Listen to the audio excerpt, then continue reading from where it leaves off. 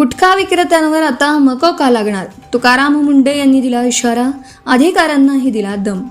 युसुफ पठाण, प्रतिनिधी, मालेगाव, नाशिक. मागील काही दिवसांपासून राज्यात FDA विभागाकडून धाडसत्र सुरू आहे. IAS अधिकारी तुकाराम मुंडे यांनी अन्न व औषध प्रशासन विभागाच्या आयुक्तपदी जबाबदारी स्वीकारल्यानंतर कारवाईचा धडा लावला आहे. आतापर्यंत केलेल्या कारवाईमध्ये 3,27,00,000 रुपयांचा मुद्देमाल जप्त केला आहे. अनेक ठिकाणी अवैध गुटखा, पान मसाल्याची विक्री होत असल्याचं समोर आलं आहे.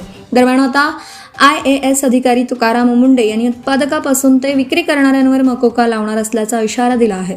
आज त्यांनी पत्रकार परिषद घेऊन राज्यातील कारवाई संदर्भात माहिती दिली. याआधी मुंडे यांनी खाद्यपदार्थ वर्तमानपत्रात गुंडाळून विकू नका अशा सूचना दिल्या आहेत. दरम्यान आता गुटखा, तंबाखू किंवा निकोटीनयुक्त पान मसाला तसेच तत्सम तंबाखू मिश्रित प्रतिबंधित अन्नपदार्थांचं उत्पादन, साठवणूक, वाहतूक, वितरण व विक्री करणाऱ्या संघटित नेटवर्क विरुद्ध पात्र प्रकरणात महाराष्ट्र संघटित गुन्हेगारी नियंत्रण अधिनियम 1999 लागू करण्याबाबत सर्व क्षेत्रीय अधिकाऱ्यांना तुकाराम मुंडे यांनी निर्देश दिले आहेत.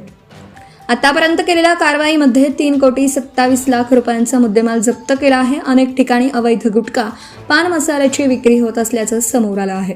दरम्यान आता IAS अधिकारी तुकाराम मुंडे यांनी उत्पादकापासून ते विक्री करणाऱ्यांवर मकोका लावणार असल्याचा इशारा दिला आहे. आज त्यांनी पत्रकार परिषद घेऊन राज्यातील कारवाई संदर्भात माहिती दिली. याआधी मुंडे यांनी खाद्यपदार्थ वर्तमानपत्रात गुंडाळून विकू नका अशा सूचना दिल्या आहेत.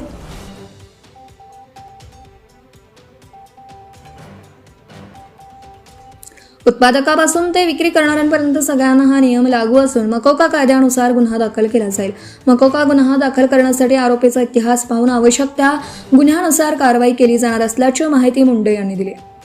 तर अधिकाऱ्यांवरही कारवाई होणार आहे.